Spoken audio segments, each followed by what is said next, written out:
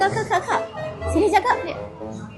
Ya, kenapa tu? Kak, saya dah lama dah datang sini. Kakak tak nak ambil order saya ke?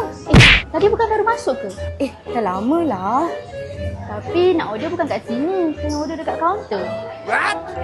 Akak ambil je lah order saya. Okeylah, tapi itulah nasi tengah masak. Boleh tunggu? Tapi saya nak cepat, Kak. Tapi ayam pun tengah goreng. Boleh tunggu tak? Tak apalah. Akak goreng lah kan ayam untuk saya. Bolehlah, tapi orang tengah ramai tu. Tak apa. Buat saya punya dulu. Saya kemas meja sekejap Akak. Pergilah sekarang. Saya nak cepat ni. Yelah, tak faham bahasa lah. A few moments later. Nah, ayam gepuk. Lamanya. Saya dah tunggu 20 saat tau. Baru 20 saat, bukannya 2 jam. Saya dah lah lapar dah ni.